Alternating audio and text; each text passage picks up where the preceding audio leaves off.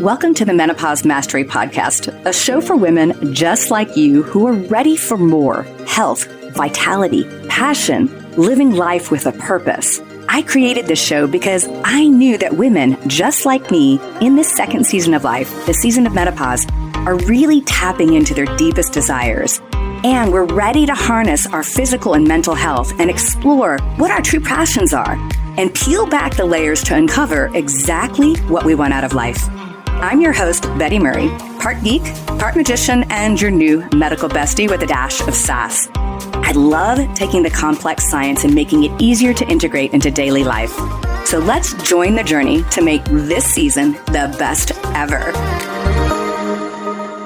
Welcome back to Menopause Mastery. So today we're going to diverge off of the science just a tad bit, but I promise you this is going to be a really good episode because I'm talking to my friend, Chef Nikky Phinyawatana, who is the owner and CEO and founder of Asian Mint.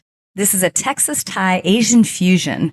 And what's cool about Nikki is she is a Texan and a Thai at the same time, and her upbringing really ignited this deep passion for food, culture, and travel, and experiences that really touches her soul and touches the soul of others. And she has a love and a passion that she has vowed to share with people everywhere she goes.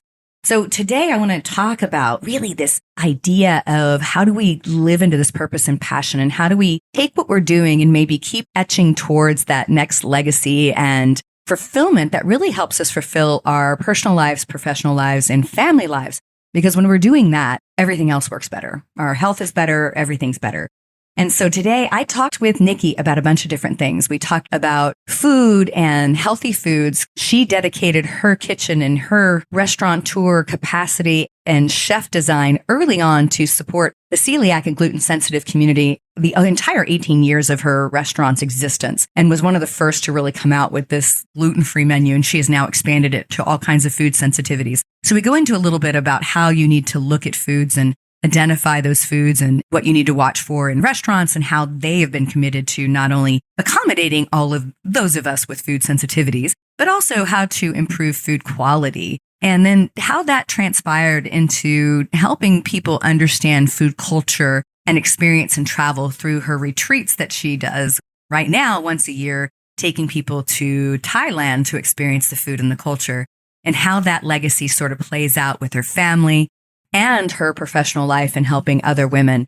So I want you to join me with Chef Nikki, and let's talk a little bit about leaving a legacy. Okay, everybody at Menopause Mastery. So you can tell by my introduction that I love Chef Nikki, and today we're going to diverge a little bit from just the whole geeky science talk about what's happening in your body and menopause and perimenopause and how we sort of transition as women. But I want to get into the other side of the conversation, which is where I think the juicy stuff really lies, which is how do we live our life and how do we explore who we want to be and what we want to do. And Chef Nikki is a friend, and she has such an extraordinary business, and she has helped out the particularly celiac and gluten sensitive community for so long in the Dallas-Fort Worth area that we're going to dive in on like living your life dream legacy and those kind of things. So welcome, Chef Nikki, and let's chat. So talk to me a little bit about your experience. How did you get where you are today? Hi, and thank you for having me on your show. Super excited. Love listening to your show and the pivot to this call or podcast, right? At this point, how did I get to where I am today? I would like to say it was all planned, but it wasn't. Like anything, right? You know exactly what you're going to do when you come out of the womb or 5 years old and you figure it out.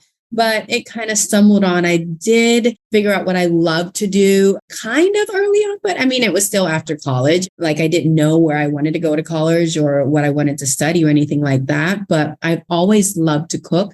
I've always loved to feed people. And it just came to fruit when I was doing all these things, and I had picked up a business degree, and I figured it out. You know what? I think I want to have a business around feeding people.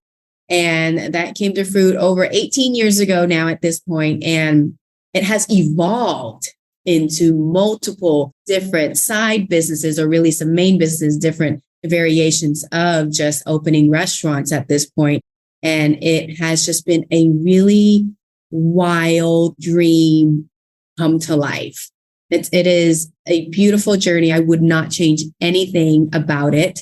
And it is just following your gut and also really enjoying what you do and how to turn it into a business, your life passion. It's just kind of stumbling along. Chef Nikky owns several restaurants in the Dallas area in and around, but she has all these other passion projects that she alluded to. And I'd love for you to talk about all of those other juicy pieces, because I know you love being a restaurateur, but I think all those other things are letting you spark even bigger sides of your creativity. An entrepreneur at heart, for sure. I came from an entrepreneurial family tree, I believe, and kind of was innate or grew up around it. And I love to explore and take on new challenges. So other than the restaurant that I opened 18 years ago, we now have 5 locations. We've grown, we put systems and people in place, and I have a beautiful team that runs that and has allowed me to be able to go do other things that feed souls. So I spun off kind of a side brand called Chef Nikky. And what I do with that is to continue to be creative and have fun. I have created a sauce line. I do cooking classes virtually or in person, chef dinner tables experience. I mean, that's what most chefs do. But I also do these really, really fun things where I take people on culinary retreats to Southeast Asia, Thailand in particular at the moment. That's where I grew up. And also, I started a YouTube channel and social media channels, TikTok, Instagram, whatnot, just to really share, how to make Thai food, Asian flavors so easy and debunk the idea that it's hard. And it's been so fun to share those little tips and tricks that I've learned along the way as I serve millions of souls throughout these years. And it's just been so much fun to be able to do that because the internet, is like you get to meet people outside of the Dallas-Fort Worth area. And it's just been so fun. That is great. And I want everybody to check out Chef Nikky's channels because I'm going to speak as a nutrition professional. It's a struggle enough that people perceive, particularly like you said, Thai food, Asian food as very difficult. But I will tell you from experience professionally, people are afraid of cooking, period. We don't have those same skills that, maybe our parents did. So tell me, one of the things that I was very excited about when I first stumbled across your restaurant years ago was, I have special needs as a diner. I'm gluten-free and, have other food sensitivities. And of course, my tribe within my clinic obviously struggle with that. And so you really stepped into that. So talk about kind of how that came about, because you were early. Yeah, we were one of the first restaurants to offer a large gluten-free menu. For Thai cuisine in particular, it is actually really easy to do gluten-free. People might think like, oh, well, you can't really do it with Japanese or Chinese cuisine, or sometimes they get all lumps them together. Those are a little bit harder because they do have soy sauce-based dishes mostly. But in Thai cuisine, we use a lot of different seasonings that are not soy sauce-based or wheat-based. And I was like, people are coming into me and say, can you create this or can you make that? I have gluten sensitivity. And I'm like, yeah, that's how I normally eat regularly and all my life pretty much in Thailand. So let me see how I can offer it. And then what was really key was really labeling it so people would understand, they might not understand what all goes into how these dishes are flavored, but they felt more confident ordering them when it said gluten-free, vegetarian, vegan, dairy-free. And in Thai cuisine, I don't know if the listeners out there, we don't use a lot of dairy products. We don't cook with butter. We don't cook with milk. We mostly use coconut milk. We use coconut oil. We use eggs. We do. People ask me all the time, is this dairy free? This has eggs. I'm like, is eggs considered dairy for you or not? We'd like to solve that issue. But yeah, it has been a project passion for me to be able to serve almost the underserved community back in the day. And after being able to provide that and clearly labeling and being extremely conscious about what goes in our dishes, the raw materials, the fresh ingredients, that was really key, reading the labels. And what's been really fun is we do re-look at the ingredients list often because we have to reassess. You never know when something comes in, a new packet of, whether it be a noodle or a sauce, they might start adding some additional preservatives or additives or stabilizers that oftentimes has a wheat factor to it or something that I don't want myself or my kids to be eating. And I would have to find an alternative. It might be more expensive, higher quality for sure. But you know what? Whatever I would feed myself, I would like to feed everyone else who comes into the restaurant. It's been really fun. We continue to clean out our ingredient lists regularly with our chef, taking out color, taking out, like I said earlier, preservatives and everything else. But yeah, particularly gluten-free is key. And I love how there are so many more options even now for noodles. Like we just added shirataki noodles. That's also 0 carb. It's so fun. And just being able to play. It's really, really cool. It is really cool. And I think continued commitment to getting not only allergies, food sensitivities out, but again, the food quality. I think that most people have no idea that a lot of times in a lot of restaurants, what you're getting has a lot of ingredients that you wouldn't normally have in your food. I always tell people, like, if there's a restaurant supply store in your neck of the woods, it'd be a good idea just to walk through one and look, because it's a lot of stuff that people just don't realize that's in their foods. And you guys go really deep into looking into that. Thank you. Really appreciate that. And I think your other commitment to the paleo and keto community is good too, because, at the end of the day, particularly keto is really hard to eat out without really stripping down the menu, but to have a menu that's like, these items are already good for you. Yes. Is a little bit harder for sure, because in Thai cuisine, we do use sugar, not extensively, but we like to balance our 4 S's, I like to call it. It's the sweet, the sour, the spicy, and the salty. My menu items are more dirty keto. There are a little bit of sugar here and there, but at the end of the day, it is or can be low in carb, high in proteins, and not bad fat. So it's been really fun. The curries in particular. Yeah, it has. Now, let's talk a little bit about your retreats, because that to me is so exciting, to be able to go to another culture and experience the culture and the food with somebody who really knows what's going on. So let's talk about this, because this looks like a lot of fun, ladies. I'm wanting to go on one. It is so much fun. So I created this out of the ask. So I would oftentimes, I go back to Thailand at least once or twice a year. And I would go back and see my relatives and my friends. And whenever I come back, I'll be sitting at the bar eating, and somebody would be like, "You're back from Thailand. Can you please take me with you next time?" And I'm like, well, it's a little bit hard when I'm going with my family and I have all these, duties that I have to do as a daughter, a niece, and a nephew, and a cousin. But I'm like, let me figure something out. So let me put a trip together, and it's going to be all around food in particular. We're going to do cooking classes. One thing I love people to learn is to be in more than one region in Thailand, so that you can actually understand that the different cuisines in Thailand are different in different regions, just like the food here. I often like to compare the barbecue, Texas barbecue versus Kansas barbecue or Florida barbecue. I found out is completely different. And it's the same with Thai food. Why is the pad Thai at this particular restaurant different from another restaurant? And most of the time, it's because either the chef or the owner of that particular restaurant is from a different region of Thailand. Maybe they're from the north or the south or central. My cuisine is mostly Bangkok style, which is central Thailand. And the flavors can be very different because we have different resources that we grew up with. The flavor profile is slightly different. And people have different preferences when they go to different Thai restaurants. And I totally respect that. I would go to different Thai restaurants for different dishes, knowing, the origin of where they're from.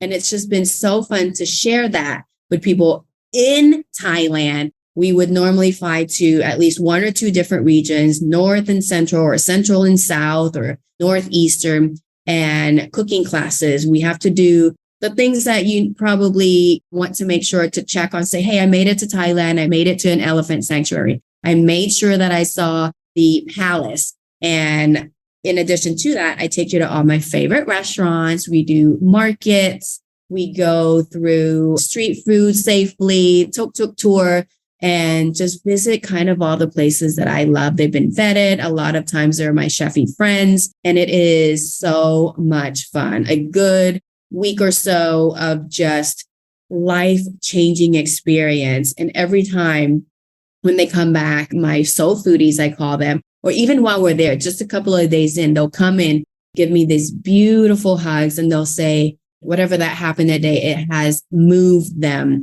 to make them realize, how else they can like fulfill their life or find their calling, or what new hobbies they can pick up, or things that they believe that they could help their people with. It is so, so amazing. So it's not just food, it's life-changing. And I am all about inspiring people, obviously through food, culture, and travel. And that's kind of how that all came together. And I love my journey. I love, love, love it. And thank you for asking me that question.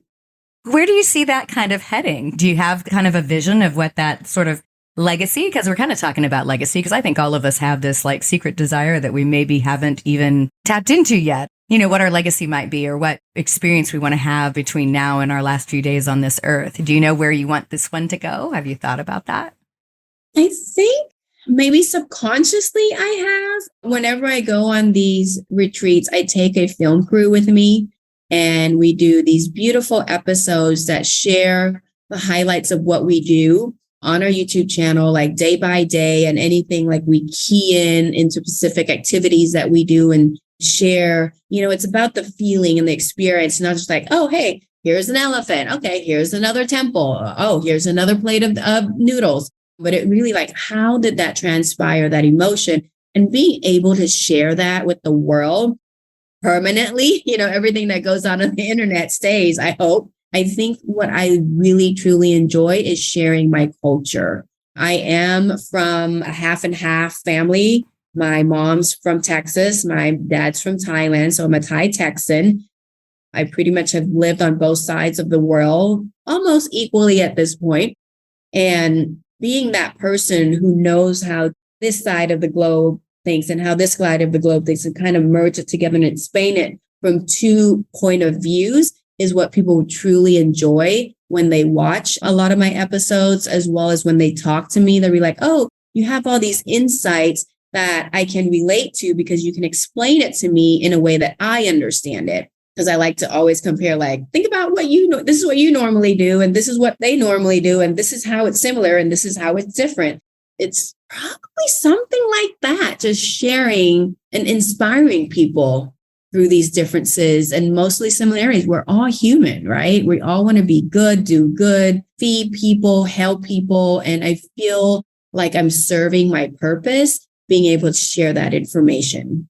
Yeah. And I would think that it's also really extraordinary to have your family, your children kind of see this evolution and this experience too, because I think when children are able to see their parent or parents or whatever, not just working, like in my parents' experience, they were kind of at the grindstone. At least that's the kind of 70s, 80s sort of mindset. But, you know, I think you're leaving a legacy for your family members to kind of go, hey, being an entrepreneur and working on all these things it can be really hard, but it can be really fun. And you can expand and do these things that leave this legacy across the world. What do you think about that with the kiddos? I think you hit it right at the point, because it's so funny that now that my daughter is 9, my son is 13 going on 14, I would be eating, like trying to enjoy a meal. And she's like, Mommy, you should totally film that. People would love to see you eating that. She's like looking out for me. She knows my brand essence. She knows what my content is about. She wants to have her own YouTube channel and be able to share what she loves. But I think it has definitely grinded in. And it all stemmed from an opportunity that I had to be surrounded by other women entrepreneurs. This right when my daughter was born, called eWomen Network. And what was really cool was they rallied around me, I guess is the word. English is not my first language.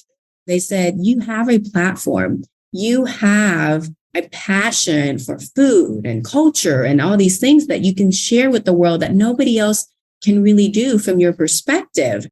And if you are not living your true calling or your dream, your kids will see what you're not doing instead of what you are doing. So like, why not live your true calling, live your dream, and so that they can follow in your footsteps, and what they will find to be is their legacy, like you said, or their true calling. So definitely, I highly recommend following your dreams and trying to figure out what that legacy would be. Even if you didn't have kids, there are people who are always watching you.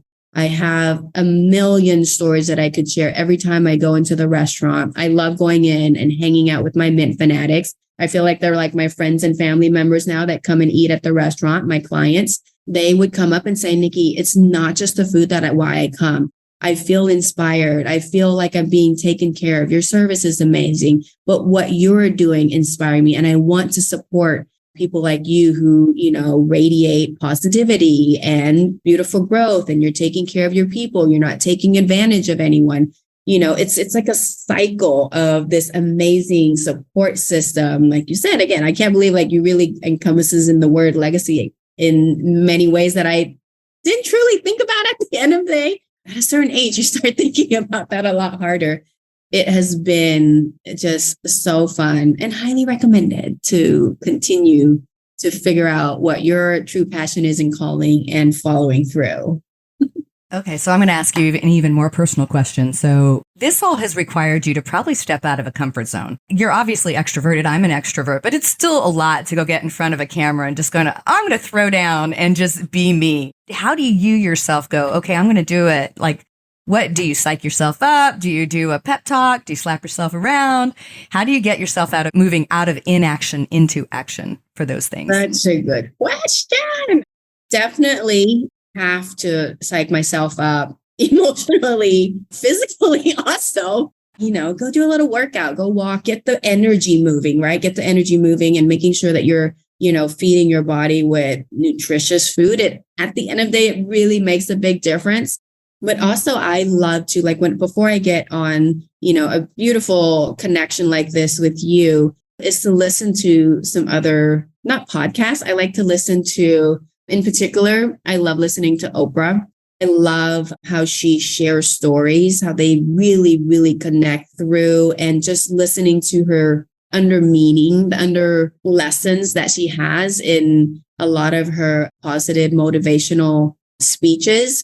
So I would have like a list on YouTube that has motivational speech by, whether it be Oprah, Sarah Blakely is really fun to listen to. It just totally depends, but Oprah is kind of like my go-to. She like centers me and at the same time really makes me excited to be like, look at what she has done, how she shares her stories, whether it be good stories, bad stories, but it has helped so many people. How can I do that with my story and my journey? Yeah, I think that's great. I hear that a lot from my patients and clients. We talk, of course, I'm always digging through the chemistry and trying to help somebody through their biological sort of physiological self. But I always end up sort of coming back around to this. There's usually something that's driving all of that. And then there's something that we desire on the other side, something we really care about. And that if we tap into that and sort of reach beyond our comfort zone often these other physical things become easier to do. And like you said, I think having your children see that experience is an extraordinary lesson because children do what you do, not what you say. So you can tell them all the right stuff. Classic disclaimer, I am child-free, but I am a great auntie to other people's children. And I'm like, look, they're not going to do what you say, but they will 100% do what you do, So I think that's huge. Now, you and I had a conversation, it was a couple of weeks ago now, and we were talking about, again, the legacy thing, particularly around the business side and other things. And you expressed the idea of helping, especially younger women, be inspired and get into action to live into their dreams earlier in life. You came to yours earlier than I did, but it's something that I think women can change the world, but a lot of times we're sitting back. So talk to me about where that sort of passion lies also. I am a part of a couple of nonprofits, one of them be the La Dame de Escoffier, which is a group of women, and they have chapters all around the world in the culinary industry. Not that you have to be a chef, it could be anything in the hospitality industry.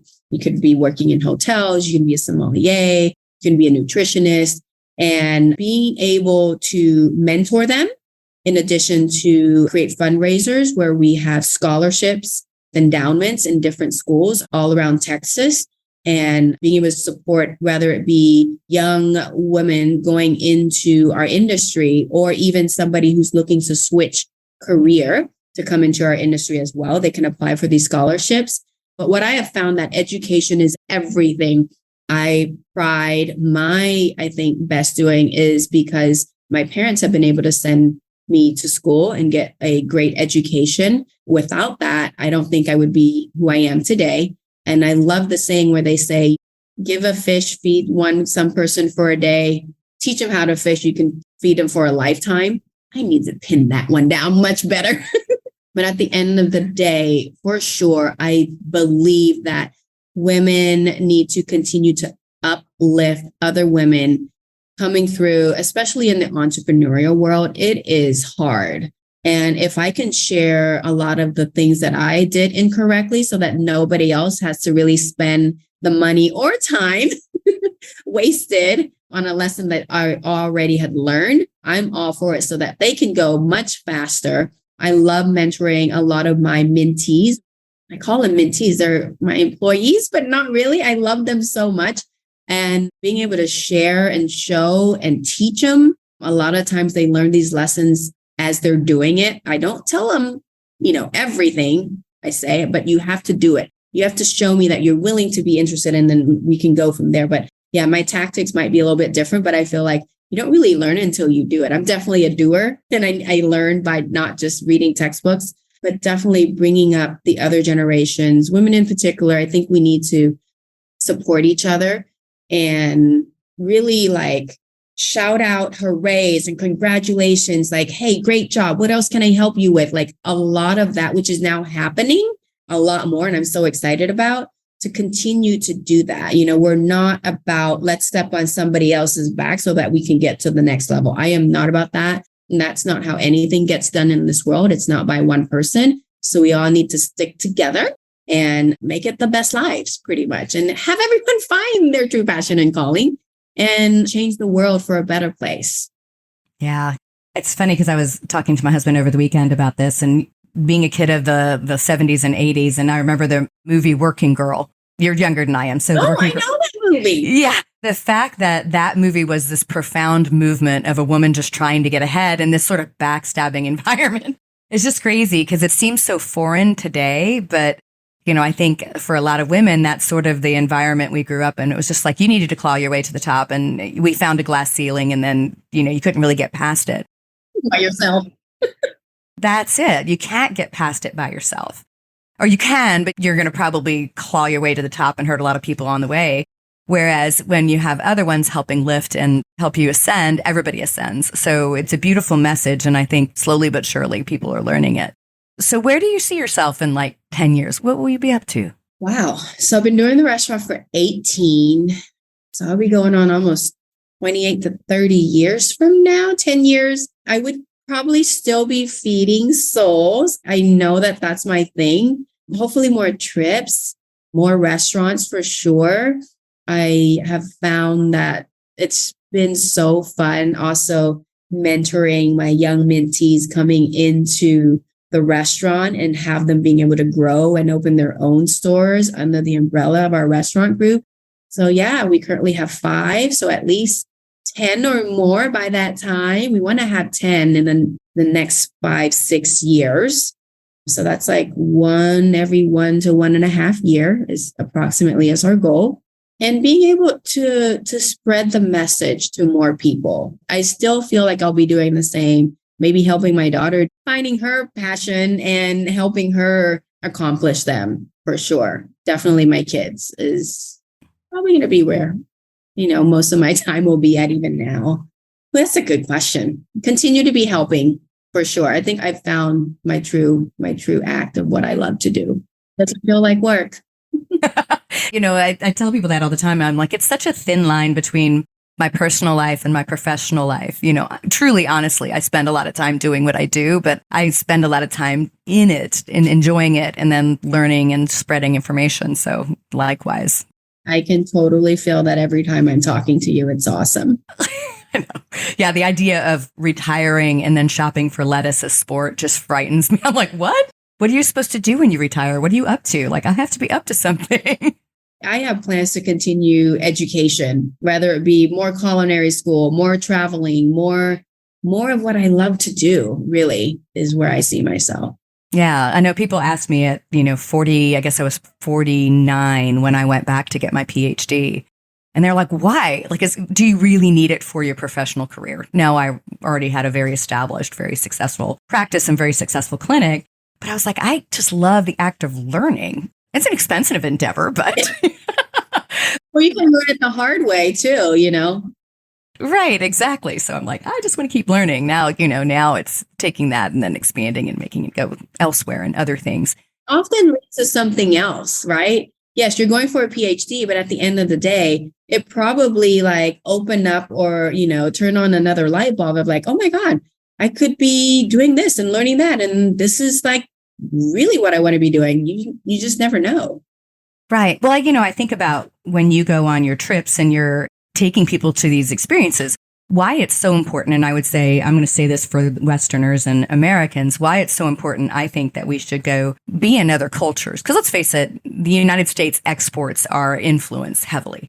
And I think we don't understand other cultures and we don't expand our culture until we're in another culture. And you do that through eating with other cultures and being in the environment and walking in their shoes. And likewise, they walk in ours. So I love the fact that you're doing that because it's just an extraordinary experience. And I think the only way you can appreciate even what you have is by experiencing other places because it's different, just flat out. So do you have anything else you want to share with our listeners? I'm going to share a bunch of information on how they can get with you and watch you on YouTube and everywhere else. Well, when they do, I would love to make sure that you reach out, text me, say, hey, I heard you on Dr. Murray's show about this, and I would love to hear from you. I do read all my messages and I reply them myself. I do have help posting a lot of them. I'm not that tech savvy, but I love connecting, beyond the 4 walls or now 20 walls of my restaurant into this, third dimension. And yeah, please do reach out. Yeah, I was just watching your post on the different mushrooms that you like. Love mushrooms. I do too. And I was like, oh my God. And I'm a foodie. And I was like, damn, I don't know about several of those. I'm gonna have to go shopping. We have to go to the supermarket together. I know. I was like, oh my gosh, there's just culinary options that I am still not aware of, even as a foodie. So good.